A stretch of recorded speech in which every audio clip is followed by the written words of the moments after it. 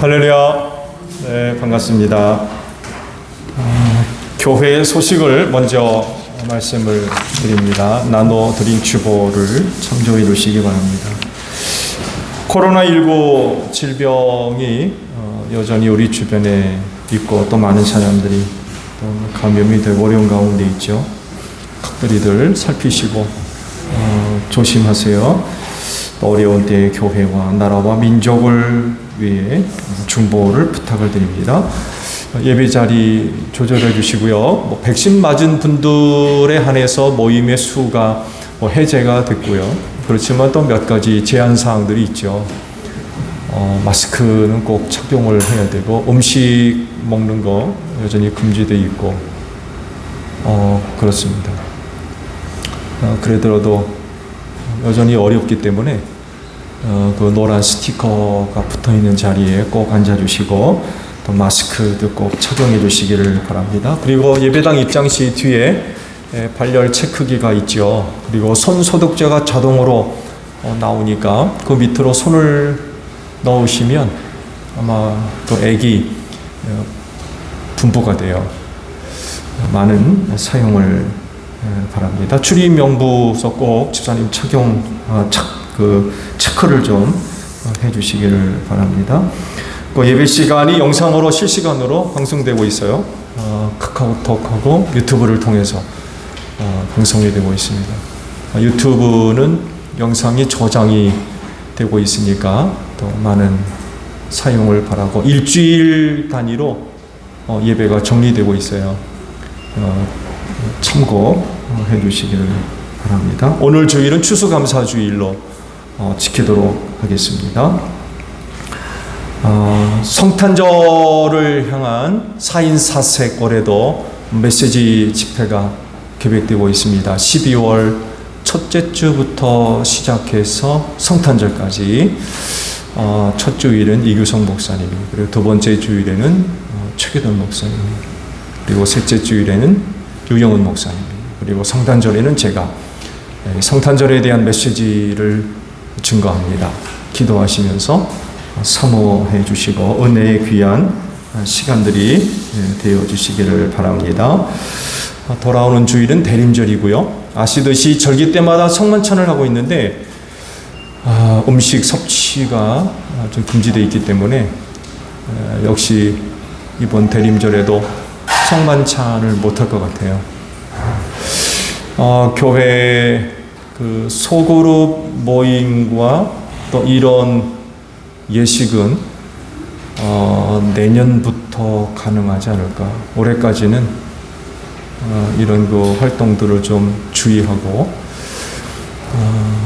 내년부터 하려고 합니다.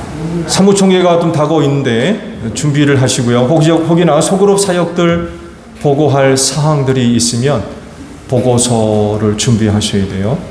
다 하셔야 될 거예요. 왜냐하면 인원 보고를 하셔야 되기 때문에 사역은 없더라도 인원 보고와 재정 보고는 꼭 해주시기를 바랍니다.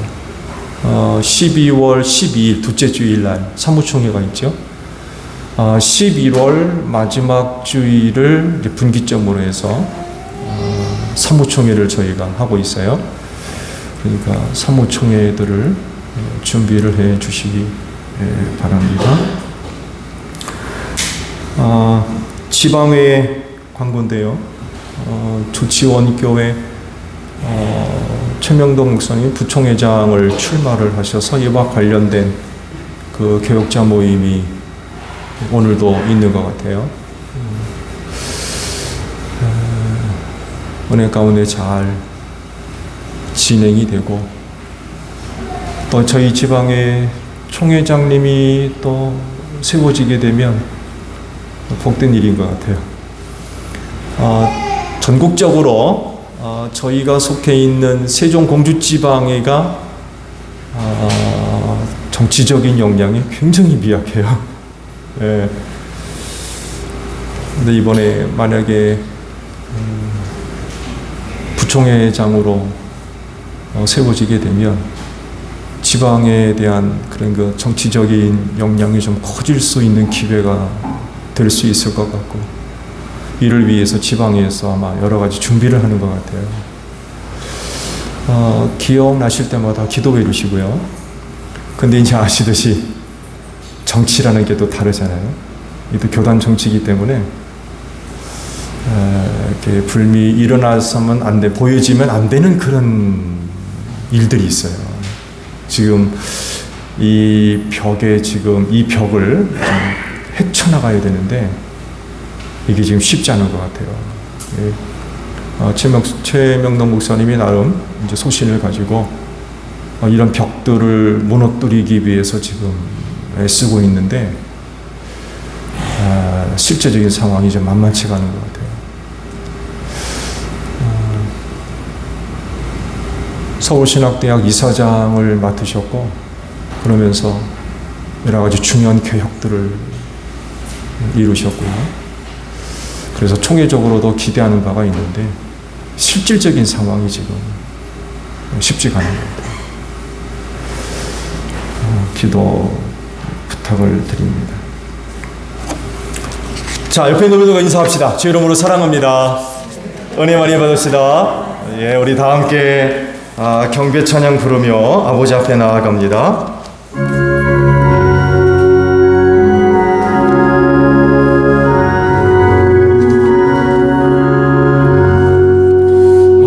하나님의 이름을 찬송하러 왔으니 모임 중에 계시고 영광 나타내소서.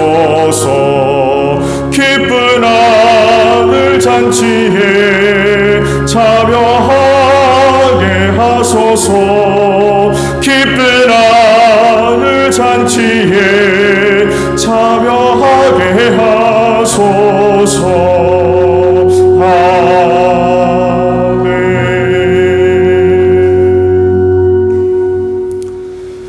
오늘도 이 날을 지켜 하나님 아버지 앞에 예배케 하시니 진정 감사를 드립니다.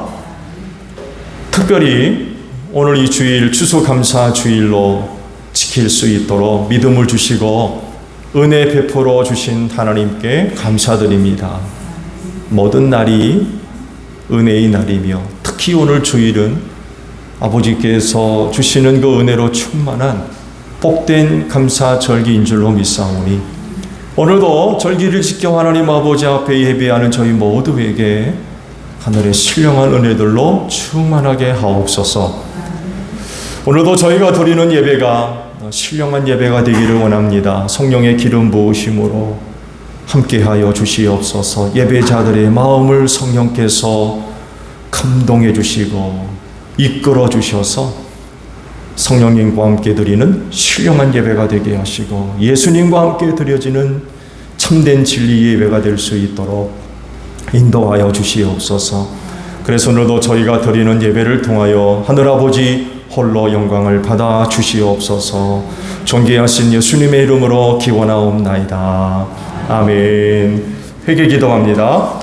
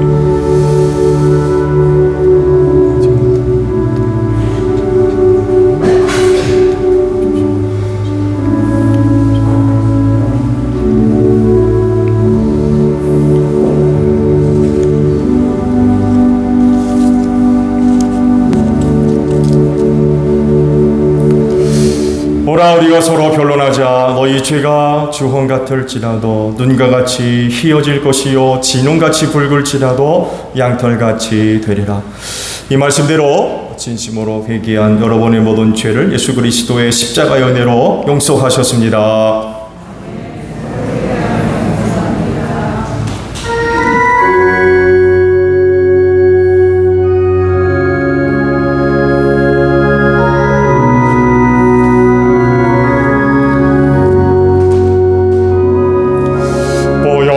지나 하나님 품으로 보혈을 지나 아버지 품으로 보혈을 지나 하나님 품으로 한 걸음씩 나가네. 존귀한 주보혈이 내 영을 새롭게 하시네. 존귀한 주보혈이 내 영을 새롭게 하네.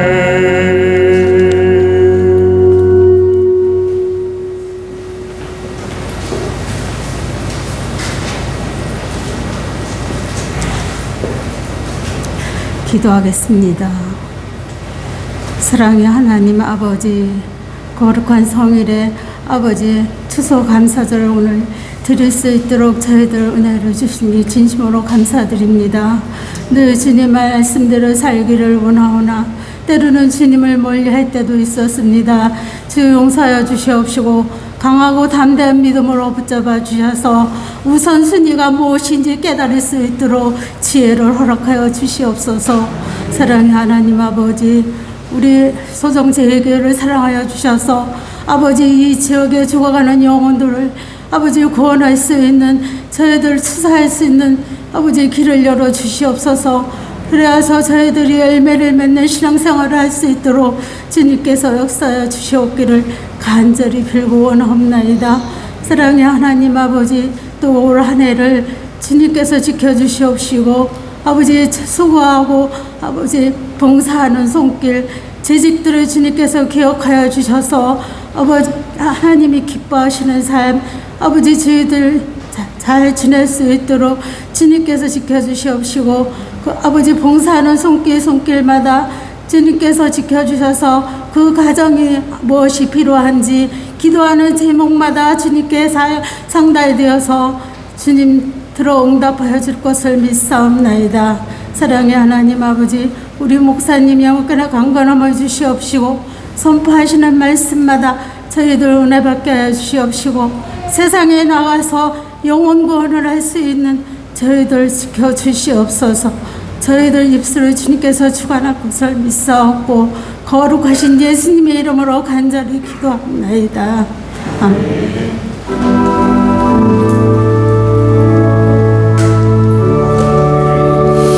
우리 기도를 들어주시고 주님의 평화를 내려주소서.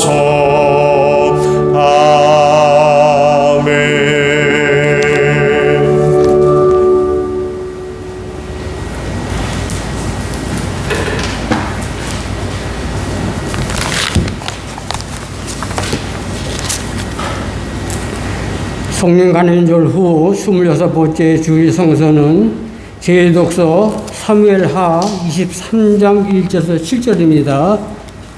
사무엘하 23장 1절에서 7절입니다. 기도하겠습니다. 이것은 다윗이 마지막으로 남긴 말이다. 이새의 아들 다윗이 말한다. 높이 일으켜 세업을 받은 용사 야곱의 하나님이 기름을 부어 세우신 왕 이스라엘에서 아름다운 시를 오른 사람이 말한다.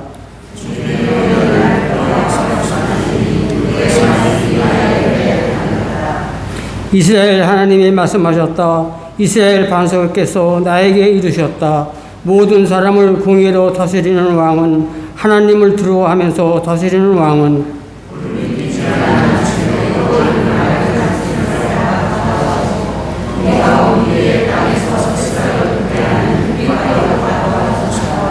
진실로 나의 왕실이 하나님 앞에서 그와 같이 아니한가. 하나님으로 나로 더불어 영원한 언약을 세우시고 만세의 아쉬움 없이 잘 갖추어 주시고 경건하게 하셨으니 어찌 나의 구원을 이루지 않으시며 어찌 나의 모든 소원을 들어주지 않으시라.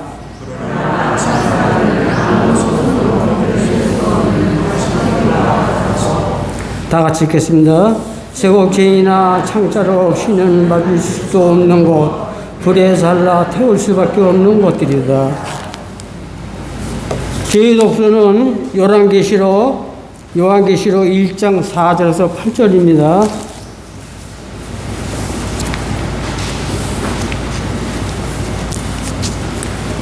나 요한은 아시아에 있는 7 교회에 이 편지를 씁니다. 지금도 계시고 전에도 계셨고 또 앞으로 오실 분과 그의 보좌 앞에 있는 7명과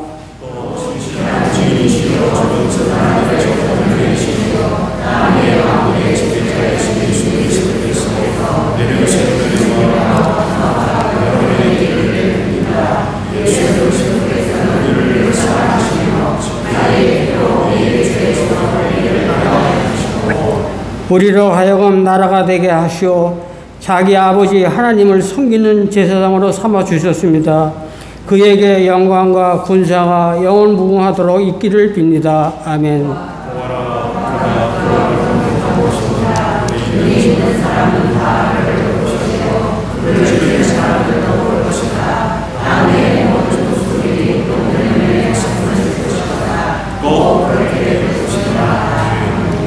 다 같이 읽겠습니다.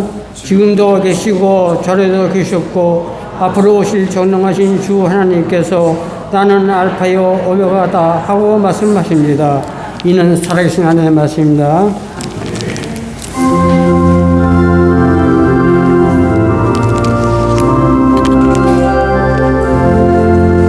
주님의 귀한 말씀은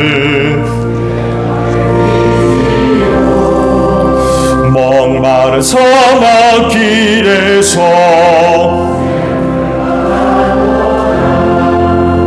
검줄이 나의 영혼을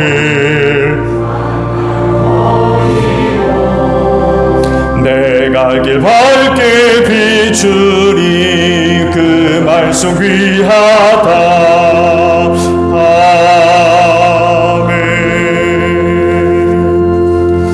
오늘 주일에 주시는 말씀을 봅니다.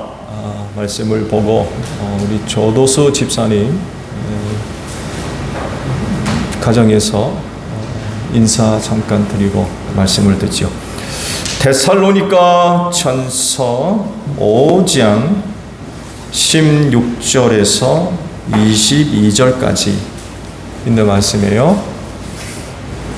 찾으신 줄 알고 제가 봅니다. 항상 기뻐하십시오. 끊임없이 기도하십시오.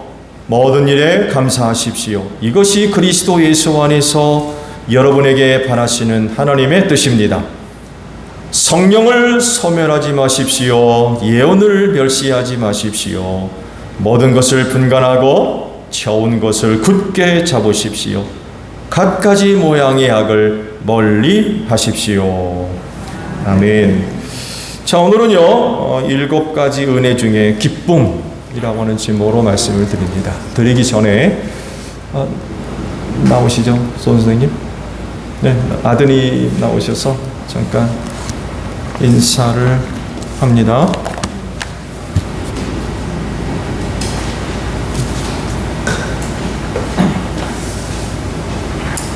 안녕하십니까? 예, 저 조도수 집사님의 아들 조준배라고 합니다. 지난주 저희 아버님 그 장례에 하나님 은혜로 잘 마쳤고요. 또 소정 성결교회 그 목사님 이하 또 성도님들의 도움과 위로 덕분에 잘 끝마치게 돼서 감사 인사를 드리고 싶습니다. 정말 감사합니다. 네.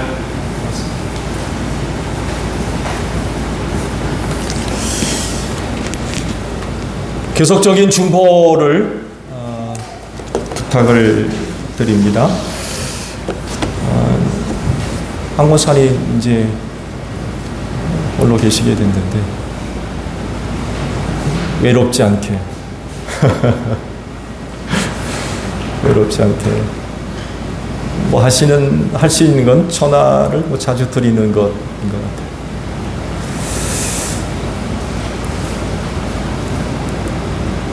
부침개라도 하면 하나라도 좀 조금 더 해주세요.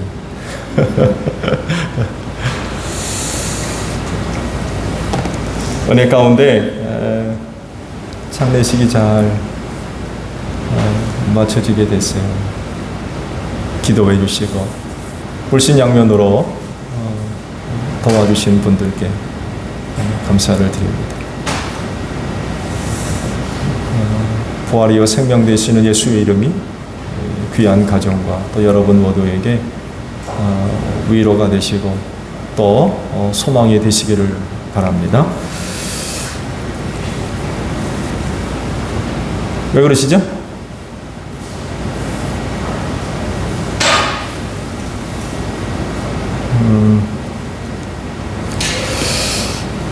오늘 주일은 광고가 나간 대로 추수 감사 주일입니다. 이 감사 주일에 주님 주시는 기쁨이 여러분 모두에게 충만하기를 축복합니다. 감사 주일에는요, 하나님께서 주시는 은혜를 받는 절기입니다. 그럴진데 어느 날보다도 기쁨이 여러분 모두에게 충만하시기를 바랍니다. 그 기쁨으로 여러분의 염려와 근심과 걱정과 슬픔을 다 사라지는 그런 그 은혜가 있기를 바랍니다. 항상 기뻐하라고 그러시잖아요. 어느 나마다 모르는 많은 마음의 무거운 짐들 아마 갖고 계실 거예요. 그렇지만 이날에 주시는 은혜가 커서 그 기쁨으로 모든 것들을 다 극복하고 승리하는 절기가 되어지시기를 바랍니다. 가을이라고 하는 그 계절을 어느 계절보다도 좀 풍성하게 보내게 만드는 것들이 있죠. 지난번에도 말씀을 드린 대로 아마도 가을 단풍이 그중 하나인 것 같아요. 오늘 세대가 너무나도 힘들고 지쳐서 사람들의 그 마음이 다 까매요. 사람들의 마음이 타가지고 사실은 속 검지 않은 분들이 없는 것 같아요. 나는 그런 그 고단과 시달림, 어려움을 겪다 보니까 속에 많이들 그을려서. 근데 또 이 가을 단풍이 그런 우리의 마음을 많이 위로해 주는 것 같아요. 울긋불긋하게 또 만들어 주는 것 같아요. 또 다른 하나는 빼놓을 수 없는 게 있다면 아마 가을 추수가 아닌가 그런 생각을 해보아요. 특히 우리는 소도시 농촌 지역에 있기 때문에 다른 어느 도시 지역에 있는 사람들보다도 가을 추수에 대한 느낌을 잘 받을 수 있는 것 같아요. 농촌이라고 해도 오늘 우리 교회 농사 짓는 분들이 또 그렇게 많이 계시지는 않죠. 그렇지만 우리의 눈으로 가까이에서 이 가을 추수를 볼 수 있기 때문에 이 가을 추수가 또한 이 계절에 우리의 마음을 또 풍성하게 만들어 주지 않나. 추운 계절을 이제 준비해야 하는 마음이 또 크기 때문에 이 추수를 통하여서 소출을 거두어 드렸다라고 하는 건 참 우리에게 마음을 좀 든든하게 만들어 주는 것 같아요. 그래서 가슴 뿌듯함이라고 하는 감정과 느낌이 어느 계절보다도 큰 계절이 가을이 아닌가 그런 그 생각들을 해봅니다. 그리고 이 가을이라고 하는 계절에 그리스도인들만이 느낄 수 있는 특권이라고도 할 수 있겠는데 바로 하나님께로부터 주시는 그 은혜를 얻을 수 있는 소중한 그런 그 절기라고 하는 것입니다. 또 눈으로 확인할 수 있는 절기가 바로 이 가을이라는 것입니다. 하나님을 섬기지 않는 사람들에게 있어서 이 가을거지 혹은 추수는 하나님의 은혜요 사랑이라고 하는 것을 깨닫기가 쉽지가 않죠. 하나님의 존재 자체를 인정하지 않는 사람들이기 때문에 추수를 향한 하나님의 은혜와 사랑, 그거 깨닫는 거 어렵죠. 어려운 게 아니라 불가능하죠. 불가능합니다. 분명히 그들도 하나님으로부터 공급되는 그런 그 은혜를 받았음에도 불구하고 이제 깨닫지를 못하는 거죠. 그래서 이런 사람들의 대부분이 자기 자신에 대한 어떤 업적들, 한 해 동안 이룬 어떤 일들에 대한 대견함, 야, 너 1년 동안 수고했다, 야. 자기 자신에 대한 대견함, 혹은 뿌듯함들이 아마 그 자리를 대신하게 될 겁니다. 그렇지만 하나님을 섬기는 사람들은 그것이 곧 하나님의 은혜요 사랑이라는 것을 믿기 때문에 감히 하나님께 감사를 드리고 또한 주시는 은혜를 얻어 기뻐할 수 있는 사람들이 바로 그리스도인인 것 같아요. 다시 말씀을 드리는데 기뻐하십시오. 감사절기에 여러분 기뻐하시기 바랍니다. 이 기쁨이 오늘 우리의 여러 가지 많은 어려운 상황들을 극복해 나가는 그런 그 힘이 되었으면 좋겠어요. 오늘 주신 말씀은 여러분들이 익히 잘 알고 있는 아주 성경 말씀 가운데 아주 이름 있는 그런 그 부분의 말씀들이죠. 근데 주신 말씀들을 살펴보게 되면 각기 다른 주제에 7가지가 기록이 되어져 있습니다. 그리고 그 주제들을 보게 되면 은혜 받은 사람으로서 하나님 아버지 앞에 우리가 고백해야 할 모습이 어떤 것인가를 알아낼 수가 있어요. 그게 바로 7가지입니다. 은혜 받은 자로서의 고백적인 삶의 모습들이 어떤 것이냐. 그렇진데 추수감사주일에 우리 아버지께로부터 큰 은혜와 사랑을 힘입어서 하나님 아버지 앞에 참 복되고 귀한 그 모습으로 설 수 있는 여러분들이 되시기를 바랍니다. 그 첫째가 기쁨입니다.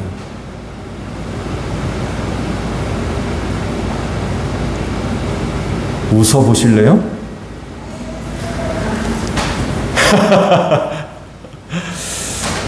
하나님이 주시는 은혜로 기뻐하라고 그랬는데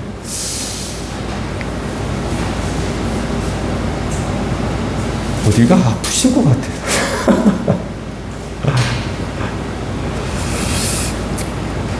16절을 보게 되면 이렇게 말씀하시죠. 항상 기뻐하라 라고 하십니다. 그러진데 다시 말씀을 드린데 감사주일에 주시는 은혜로 오늘 말씀과도 같이 항상 기뻐하는 여러분들이 되십시오. 근데요, 여러분들이 알아야 할 상황이 하나 있어요. 이런 거 말씀을 주셨을 때의 교회적인 상황은요, 기뻐할 만한 어떤 충분한 이유나 근거가 굉장히 부족했어요.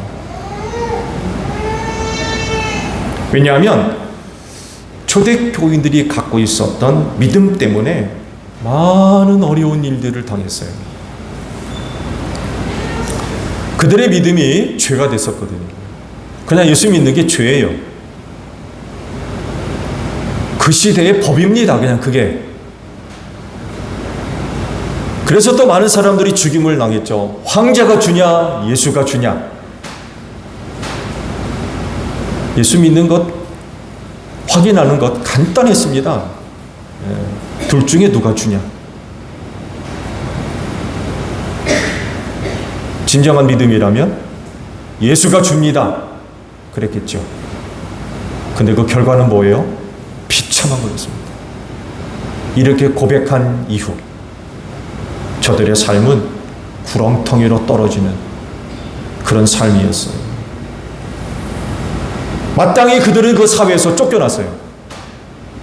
그래서 종종 오늘도 이제 오후에 말씀을 보겠습니다만 해도 나그네 같은 그런 거 표현을 쓰고 있죠. 거류민 혹은 나그네 같은 너희에게 권면한다 이런 말씀이 있는데 그건 실제적인 말씀이에요.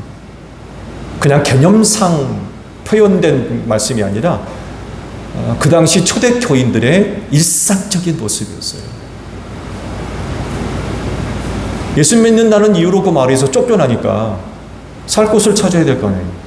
이것저것으로 떠돌아다니는 거죠. 그러다 보니까 뭐 갖고 있는 거 다 뺏기는 거죠. 다 뺏기고 옥에 갇히고 핍박받고 매맞고 뭐 채찍질 당하고. 이 채찍질은 우리가 상상 이상입니다. 패션 오브 크라이스트였나요? 몇 해 전에 그 영화 우리가 한번 봤죠. 그 예수께서 채찍질 당하셨잖아요. 그런 채찍입니다. 그냥 뭐 등짝 몇 대 때리는 그런 수준이 아니에요. 맞고 나면 이거 뭐 거반 죽는 거죠. 그런 채찍질을 당하고 옥에 갇히는 건 말할 것도 없고 어떤 이들은 죽임을 당했습니다. 그런데도 불구하고 그런 교회와 그리스도인들을 향하여서 항상 기뻐하라고 말씀하고 있는 거예요.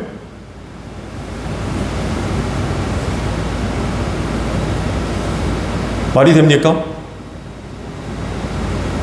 우리 가운데도 감당할 수 없는 마음의 무거운 짐을 지고 있는데 오늘 주일의 말씀에 항상 기뻐하라고 그러니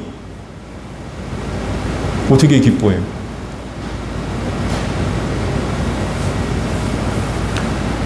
근데요, 항상 기뻐하라라고 하는 말씀에 답이 있어요. 오늘 본문 말씀 속에서는 언급이 안 되어 있는데 빌립보서 4장 4절의 말씀을 보게 되면 그 기쁨의 근원을 말씀하세요. 주님 안에서 기뻐하십시오. 다시 말씀드릴게요. 주님 안에서 기뻐하십시오. 다시 말합니다. 기뻐하십시오. 빌립보서 4장 4절의 말씀이 이렇게 오늘 우리에게 설명을 해주고 있습니다. 그러니까 그리스도인들의 기쁨의 근원은 예수 그리스도라는 것입니다. 오늘 우리의 형편을 생각하면 사실은 기뻐할 사람 여기 한 사람도 없어요. 기뻐할 분들 계세요?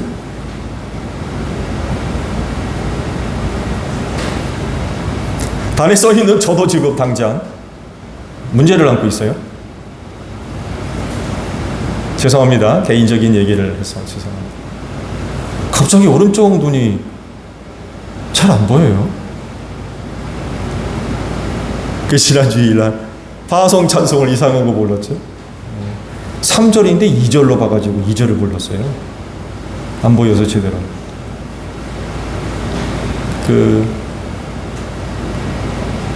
한증막에 들어가면 앞에 습기가 차잖아요. 그 습기 찬 눈으로 바깥을 이렇게 보게 되면 어떻게 보여요? 제 오른쪽 눈이 지금 그래요. 백내장이었나 봐요.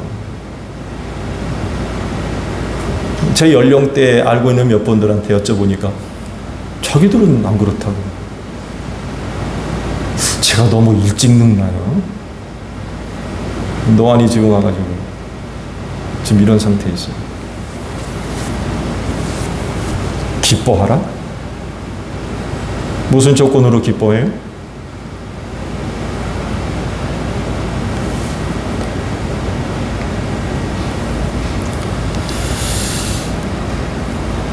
주님 안에서 기뻐하라라고 지금 우리에게 답을 주고 계시는데 주님 안에서 기뻐하라라고 하는 건 뭘 이야기하는 걸까요?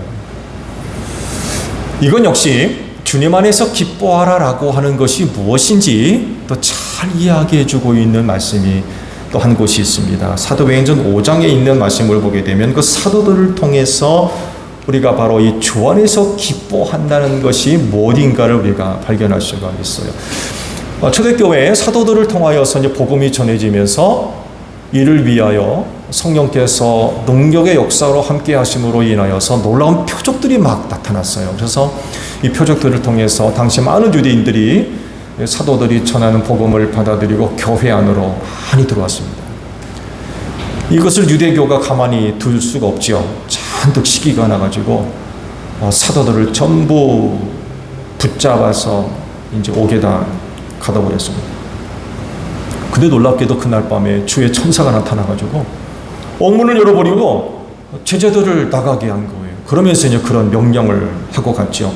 가서 성전에 서서 이 생명의 말씀을 남김없이 백성들에게 전해라. 신바람이 난 제자들이 성전에 올라가가지고 전보다도 큰 목소리로 복음을 전하기 시작했어요. 옥에 가둔 줄 알고 사람들을 보내서 이제 끌어오려고 갔는데 없는 거예요. 나중에 알고 보니까 옥에 갇혔던 제자들이 나와가지고 성전에서도 복음 전한다는 얘기를 듣고 붙잡아 오려고 사람을 보냈죠. 근데 강제로 끌고 올 수가 없었어요. 왜? 제자들의 말에 귀를 기울이는 사람들이 있거든요. 괜히 그렇게 했다가는 난리가 날 것 같아요. 그래서 잡아 끌고 오려 했다가 모셔가지고 옵니다. 모셔가지고 와서 공회 앞에 세웠어요. 신문을 하려고. 제자들은 더 신바람이 났죠. 그 공회 앞에 서가지고 큰 목소리로 또 복음을 막 전하는 거예요. 그랬을 때 유대 지도자들이 죽이려고 그러죠. 죽이려고. 그랬을 때 율법 학자며 공회원이었던 가말리엘이 일어나가지고 그런 얘기를 하죠. 이 사람들에게서 손을 떼라. 그들을 그대로 내버려 두시오.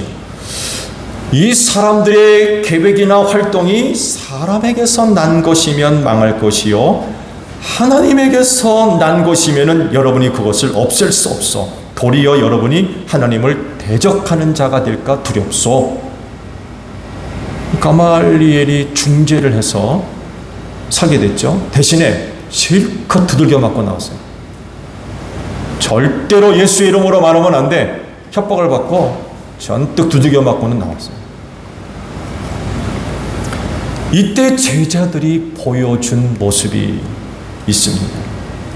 바로 기쁨입니다. 죽도록 맞고 나왔는데 기쁨이 있어요. 말씀을 보면 당시 제자들의 상황을 이렇게 설명을 하고 있습니다. 예수의 이름 때문에 모욕당할 수 있는 자격 얻게 된 것으로 인하여 기뻐했더라라고 설명을 하고 있습니다. 그게 기뻐할 것입니까? 매 맞는 게? 근데 예수의 이름으로 인하여 핍박받는 자격 얻게 됐다는 것으로 인하여 기뻐했다.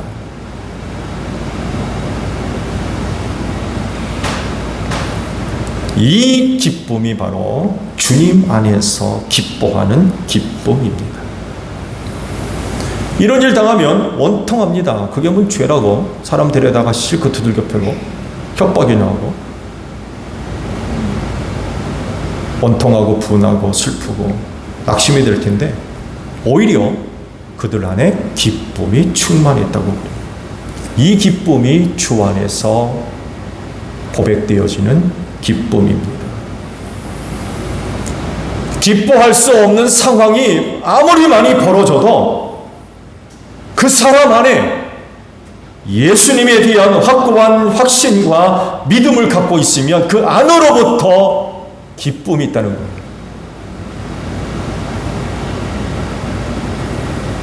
기쁨의 내적 근원은 예수라는 거죠. 내부적인 어떤 조건이 아니에요. 그리스도인이 그리스도 안에서 기뻐한다라고 하는 것은 바로 예수 자체예요. 기쁨의 내적 근원은 바로 예수라는 것입니다.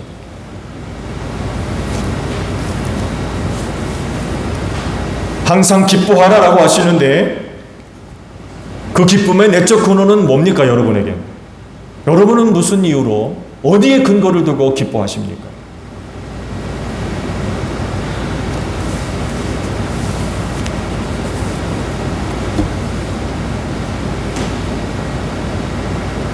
회사 승진입니까? 내년 인사발령 때 승진이 발표되어가지고 아니면 뭐 연봉이 올라간다든지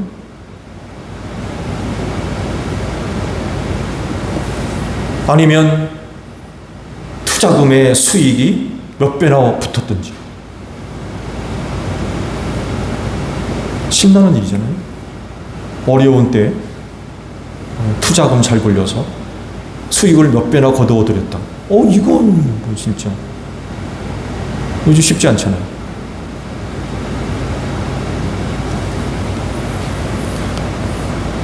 이런 것도 기쁨의 근거가 될 수 있지만 아시듯이 오래 가지 못해요.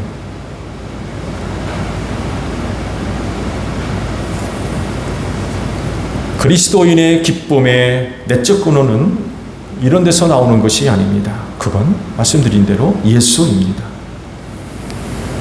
그분을 통해 얻은 은혜가 너무나도 크고 놀랍기 때문에 기뻐할 수밖에 없는 거예요. 그것도 항상 기뻐할 수밖에 없어요. 너무나도 크기 때문에.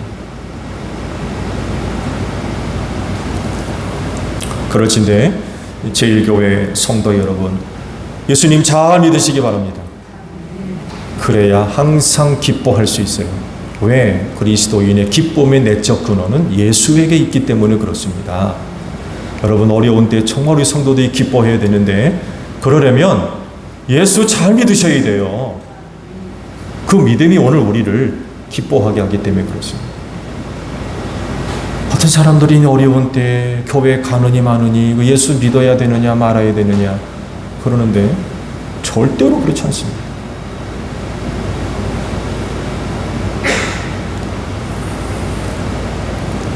그렇진데 믿음 충만케 하는 은혜가 여러분들에게 항상 머물러 있기를 축복합니다.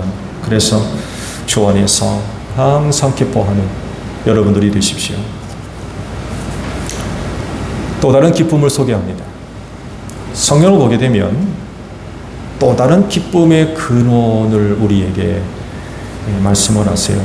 그건 사도 바울과 성도들 간에 맺어진 관계성 속에서 얻어지는 기쁨입니다. 빌립보서 2장 18절에 있는 말씀을 보게 되면 빌립보 교회의 성도들에게 사도 바울이 이런 그 말씀을 하세요. 들어보세요. 여러분도 이와 같이 기뻐하고 나와 함께 기뻐하십시오. 이런 그 말씀을 하세요. 사도 바울이 여기서 이야기하는 기쁨은 어떤 기쁨일까요?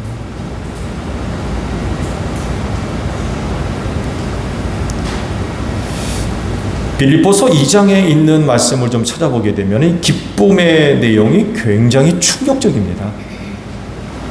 아유, 이런 걸로 어떻게 기뻐할 수 있을까라고 할 정도로 굉장히 쇼킹한 그런 그 내용이 기록되어 있어요. 그래서 특히 이 말씀은 교역자들이 좀 묵상해 봐야 할 그런 부분이기도 해요. 저희 교회 부교역자들은 계신데 이 말씀을 한번 묵상들 해보십시오.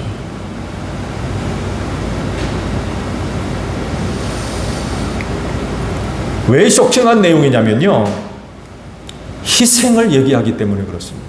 자기 희생. 성도들이 하나님 아버지 앞에 드릴 제사와 예배에 자기 피를 붓는다는 말씀이 있어요. 여기서 자기는 사도 바울이에요. 사도 바울의 피를 적십니다. 묻힌다. 이런 말씀을 하십니다. 기쁨, 바로 이 기쁨이라고 말씀하고 있어요. 하나님께 드려져야 할 성도의 제사와 예배에 내 피가 적실지라도 나는 기뻐할 것이다. 그리고 이 기쁨에 너희도 함께 기뻐해라. 이런 말씀을 하고 계세요. 하나님께 드려지는 제사나 예배에 뭐 귀하고 덜 귀한 게 어디 있겠습니까? 그렇죠? 하나님 아버지 앞에 드려지는 제사와 예배는 다 귀하죠. 다 귀합니다. 가치가 있고 의미가 있어요. 그렇지만 그래도 그중 무게감이 좀 다른 게 있어요. 뭘까요? 속죄 제사입니다. 속죄 제사. 왜 그럴까요? 구원과 밀접하게 연결되어 있기 때문에 그래요. 하나님께서 죄인의 그 죄의 문제를 해결하기 위해서 마련한 게 속죄제사입니다. 그 제사를 드림으로 인하여서 그 사람의 죄가 사함받게 해줬어요. 여러분, 죄 사함받지 못하면 천국 못 가잖아요. 그래서 이 속죄제사는요, 구원과 밀접하게 연결되어져 있습니다. 근데 문제는 뭐냐면 반드시 희생제물이 필요해요. 희생제물. 죄인을 대신해서 피 흘려 죽어야 할 희생제물이 꼭 필요한 겁니다. 죄인이 죽어야 할 죽음을 그 짐승이 대신 죽는 거죠. 피 흘려 대신 죽음으로 인하여서 그 제사를 드리는 그 사람이 속죄의 은혜를 얻게 하신 거죠. 그런데 문제는 뭐냐면 드릴 제물이 없는 거예요.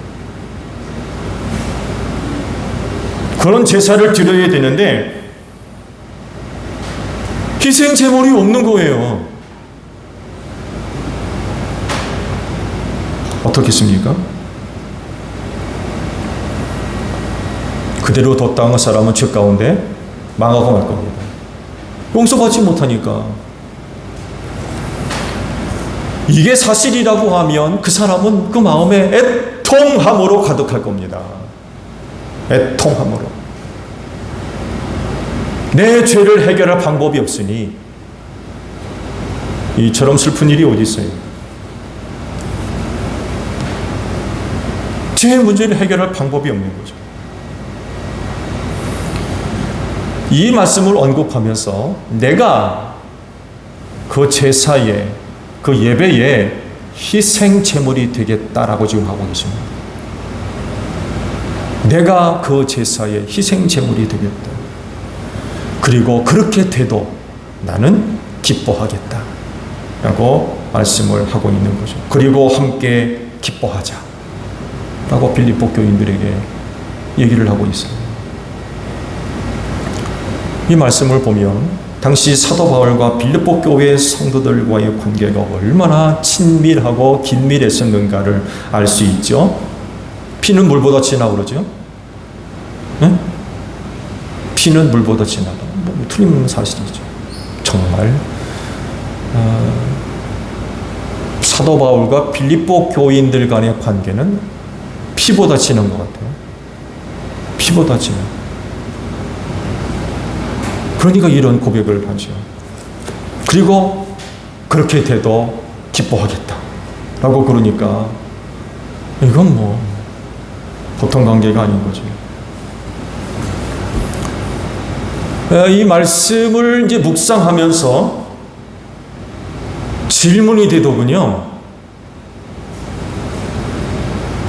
다른 게 아니라 너도 그렇게 할 수 있냐? 라고 그러시는 거예요. 야, 너도 그럴 수 있냐?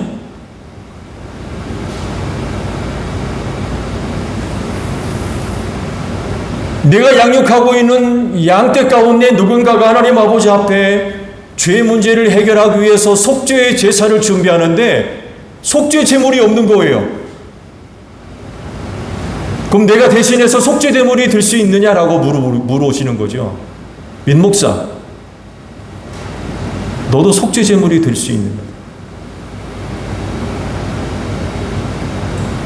그가 드릴 제사의 속죄 제물에 대해서 피를 흘려도 너 원망하지 않고 기뻐할 수 있냐? 너 기뻐할 수 있어?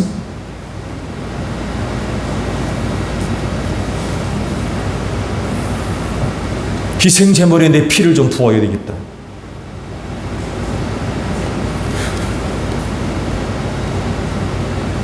난 할 수 있을까?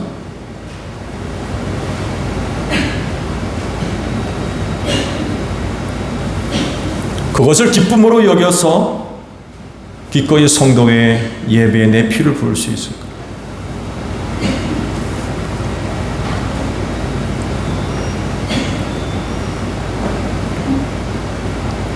담임 목사도 사도 바울과 같이 여러분 모두와 함께 기뻐하기를 원합니다. 이런 마음이 앞으로도 변함이 없기를 바랍니다. 장사꾼이 안 됐으면 좋겠습니다.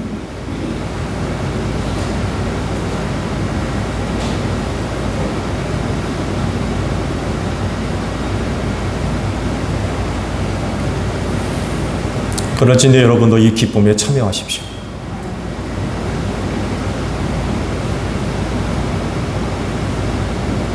쉽지 않겠죠?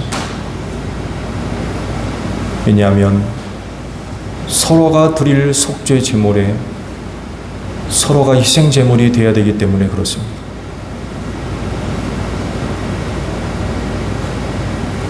이 일로 내가 기뻐한다. 그리고 너희도 기뻐해라. 하고 말씀하시는 건 너희도 너희 가운데 누구를 위해 속죄 제사의 속죄 제물이 되라는 얘기예요. 바울 당신만 하시오. 나는 안 하겠어. 그러면 함께 기뻐할 수 있어요? 어떻게 함께 기뻐해? 나는 아니라는데. 그럼 못하는 거예요. 근데 그러나 그럼에도 불구하고 사도 바울이 오늘 우리에게 또 다른 기쁨을 얘기하시는데 희생 제물이 되라는 거죠. 그리고 그 기쁨에 함께 기뻐하자라고 말씀을 하고 있습니다. 오늘 감사절기에 우리 하나님으로부터 귀한 은혜를 얻으셔서 이런 마음들이 여러분 안에 생겨나기를 축복합니다. 그래야 우리는 서로의 관계성들을 통하여서 함께 기뻐할 수가 있습니다.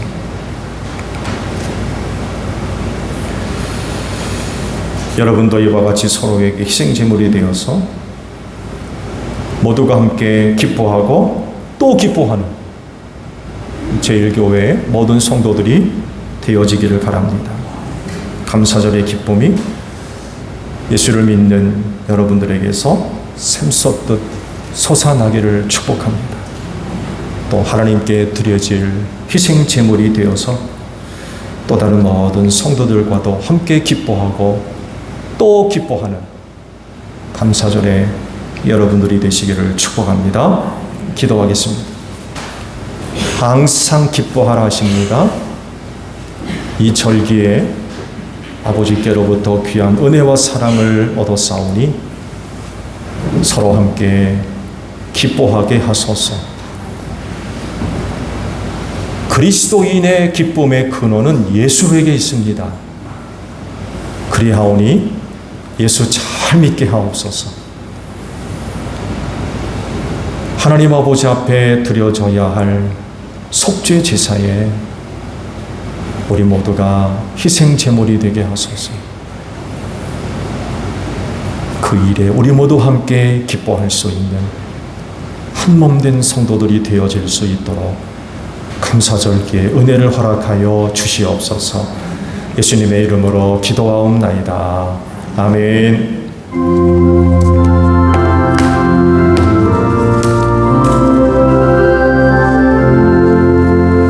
낮에는 구름 기둥과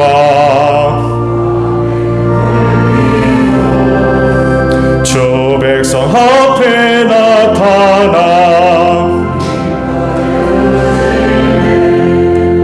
하늘의 깊은 지혜를 주 말씀 밝히 알도록 늘 도와주소서. 아멘. 화답 찬양 우리 하나님께 드립니다.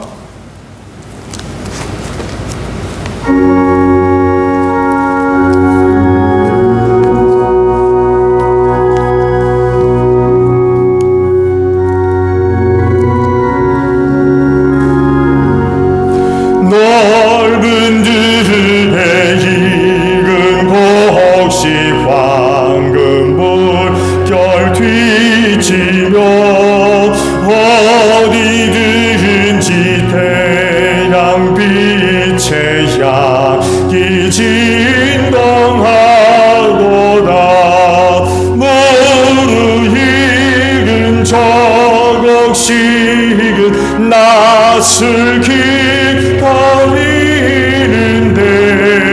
때가 지나가기 전에 어서 추수합시다.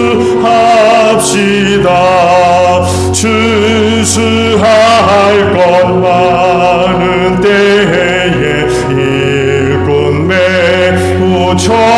적으니 열심히 있는 일꾼들을 주여 보내주소서.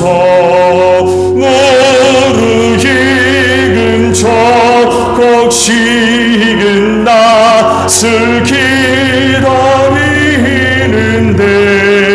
때가 지나가기 전에 어서 추수합시다.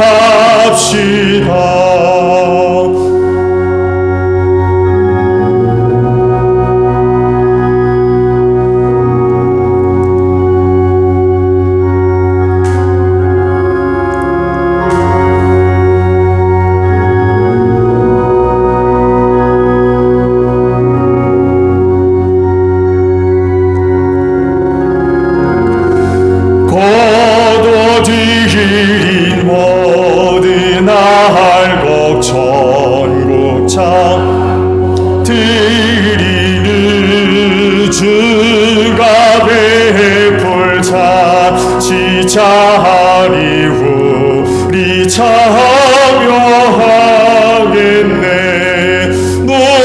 무르익은 저곡 식은 낯을 기다리는데 때가 지나가기 전에 어서 추수합시다.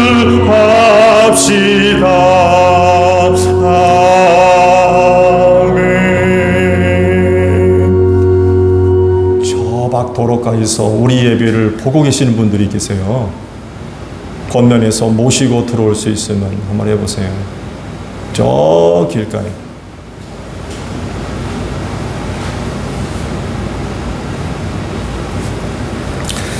봉헌의 말씀을 우리 함께 나눕니다. 주께서 말씀하시길 내가 제단에 제물을 드리려고 하다가 내 형제나 자매가 내게 어떤 원한을 품고 있다는 생각이 나거든 너는 그 제물을 제단 앞에 놓아두고 먼저 가서 내 형제나 자매와 화해하여라. 그런 다음에 돌아와서 제물을 드려라 하셨습니다. 주님의 평화가 여러분과 함께 하시기를 축복합니다. 네, 화해를 이룬 증거로 주변 교우들과 평화 인사를 나눕시다. 샬롬.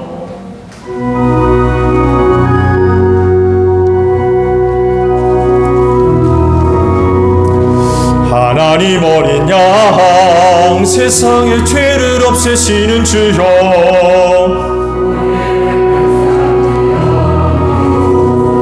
하나님 어린 양 세상의 죄를 없애시는 주여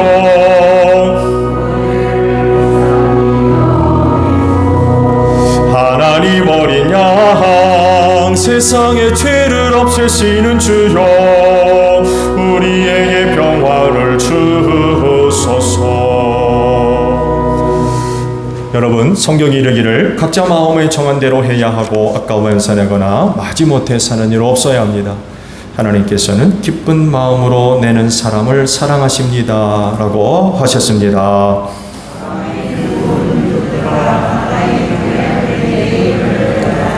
아멘.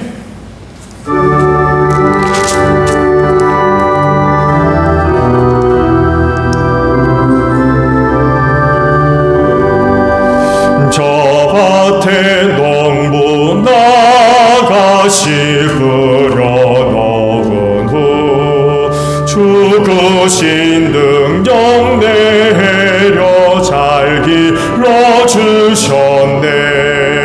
또 사시사철 따라 햇빛과 단비를 저 밭에 내려주니 그 사랑 한없네.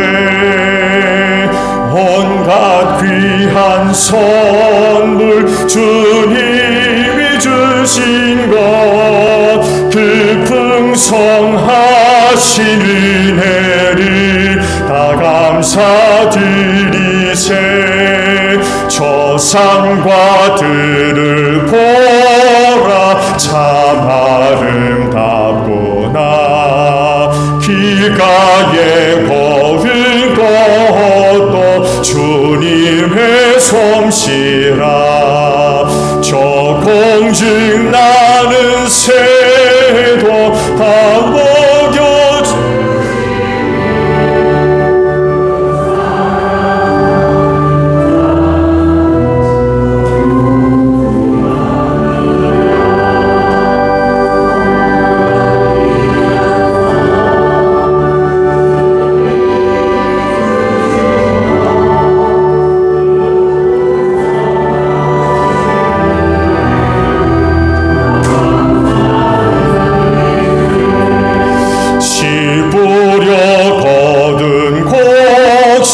주님의 은혜라. 우리의 몸과 마음새 힘이 넘치네.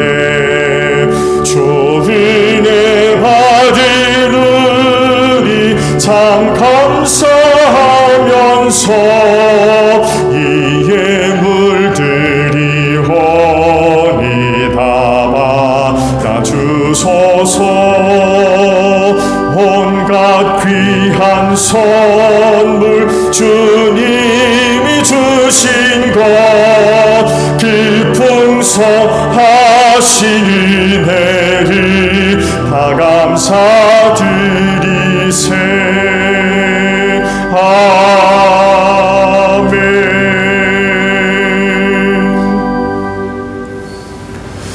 은혜 베풀어 주신 하나님 감사드립니다.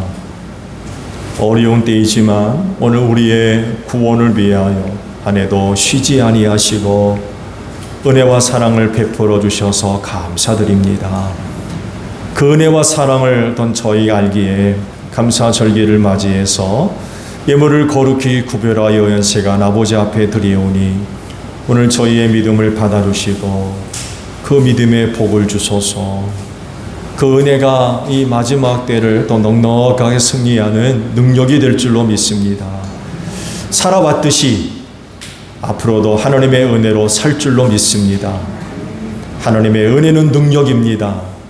구원이고 생명입니다. 그리하오니 우리를 힘들게 하는 어떤 일이 있다 할지라도 담대하게 하시고 희망을 갖게 하소서. 우리는 하나님으로 인하여 승리할 줄로 믿습니다. 그날에 또한 하나님 아버지 앞에 큰 영광과 감사드리는 저희 모두가 될 수 있도록 은혜 베풀어 주시옵소서. 피땀 흘린 예물 드려 싸우니 하나님의 영광과 뜻을 위해 소중하게 사용되어지고 특별히 하나님의 나라의 확장을 위해서 소중하게 쓰임받을 수 있도록 이 예물과 함께하여 주시옵소서. 제1교회에 속한 성도 한 분 한 분 모두가 다 축복의 통로들이 되기를 원합니다. 저들로 말미암아 저들과 알고 지내는 모든 사람들이 복을 받게 하소서. 그 가정이 복을 받게 하시고 사업이 잘 되며 이웃이 구원함을 얻게 하시며 주님의 몸인 교회가 건강하게 세워지는 놀라운 축복이 있을 수 있도록 이 믿음들을 축복하여 주시옵소서. 감사드리며 예수님의 이름으로 기도하옵나이다. 아멘. 우리 다 함께 파송 찬양합니다.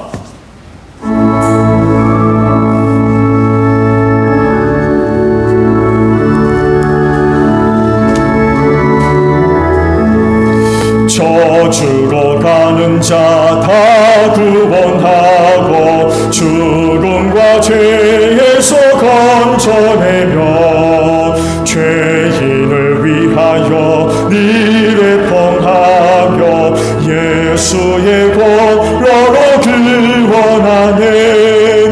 저주로 가는 자 예수를 믿어 기은의 힘입어 다 살겠네. 아멘. 너희는 온 천하를 다니며 만민에게 복음을 전하라.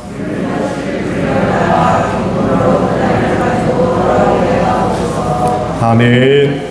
지금은 우리 주 예수 그리스도의 은혜와 하나님 아버지의 극진하신 사랑하심과 성령님의 교통하심이 주의를 지켜 하나님 아버지 앞에 감사 예배드리는 복된 심령들 위해 영원히 함께 하시기를 축원하옵나이다.